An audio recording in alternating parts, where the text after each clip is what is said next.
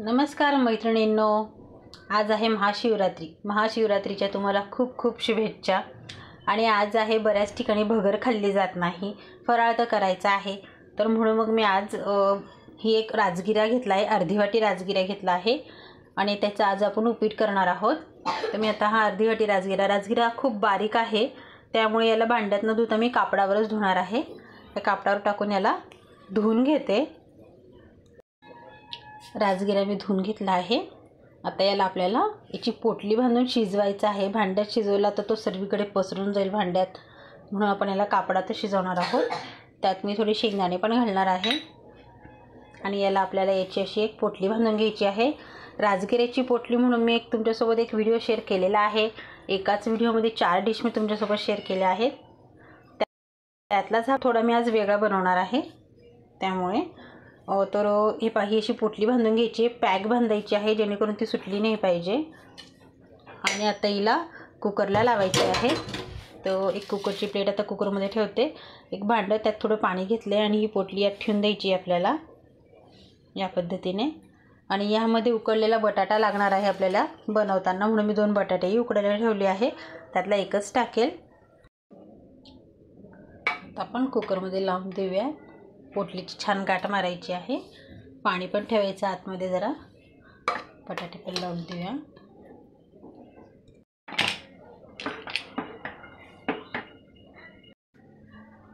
Cooker मी दुसऱ्या स्टोववर shift केला आहे।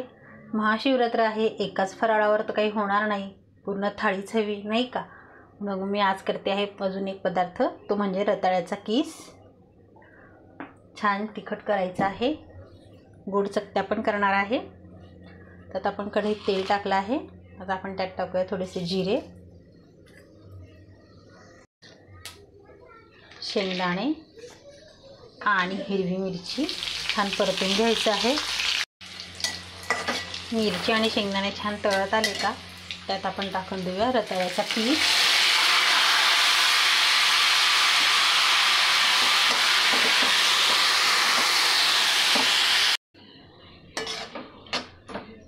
हा अर्धवट वाफत आला का आपण त्याला चवीप्रमाणे मीठ टाकून देऊया।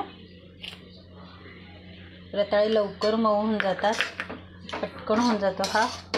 आता कुकर पण झालेला आहे, मी गॅस बंद केला। 2 मिनटं होऊ द्यायचं याला। अगदी चवीला म्हणून 1 चमचा साखर टाकायची आहे। आणि याला आता पूर्णपणे होत आले आहे, त्यामुळे आता आपण यात थोडंसं दाण्याचं कूट टाकायचं, भाजलेल्या दाण्यांचं। झटपट होणारी डिश आहे, खूप सुंदर लागते, माझी अगदी फेवरेट डिश आहे ही। आता आपण टाकून देऊया कोथिंबीर।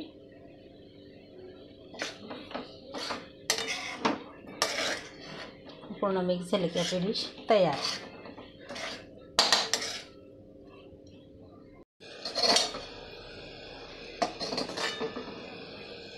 आपला पूर्णपणे तयार झाला आहे। आता आपण कुकर उघडून पाहूया।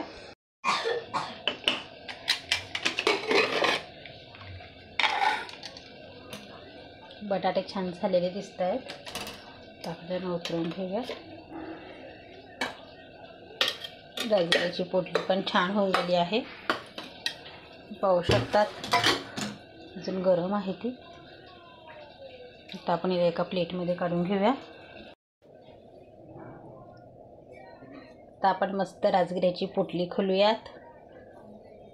वा, बघा छान दाणे शिजून गेले आहेत, राजगिऱ्याचे दाणेही छान शिजले आहे, शेंगदाणेही मस्त शिजून गेले आहेत। आता आपण याला मस्त फोडणी करून घेऊया।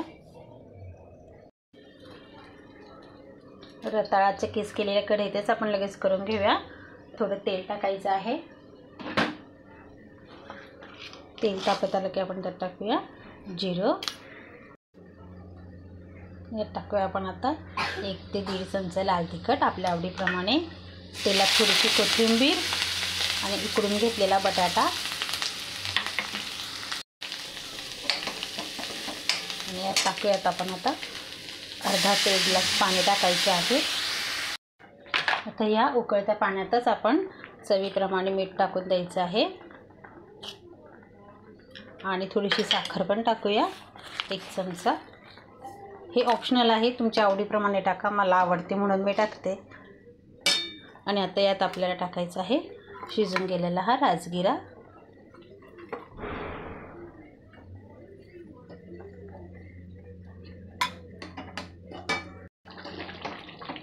याला छान मिक्स करून घ्यायचं आहे. अप्रतिम अशी डिश आहे ही. पौष्टिक आहे खूप, पचायलाही हलकी.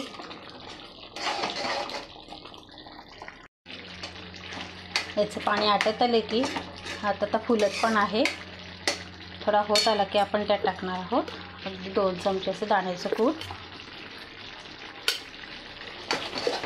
थोडा घेतला तरी भरपूर होऊन जातो हा, फुलतो भरपूर.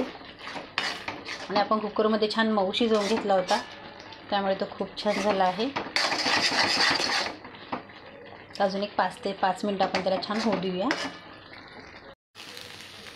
आपली ही राजगिराची डिश खूप छान झाली आहे. जशी ती शिजत आहे तसं तिला तेलही सुटत आहे, तुम्ही पाहू शकता. अप्रतिम अशी डिश तयार झालेली आहे. आता ती जवळजवळ पूर्ण झाली आहे. आता आपण गॅस बंद करून देऊया, कारण की आपल्याला अशी लपलपीतच खायची आहे तिला. खूपच मस्त. आपण गॅस बंद करून द्यायचा आहे.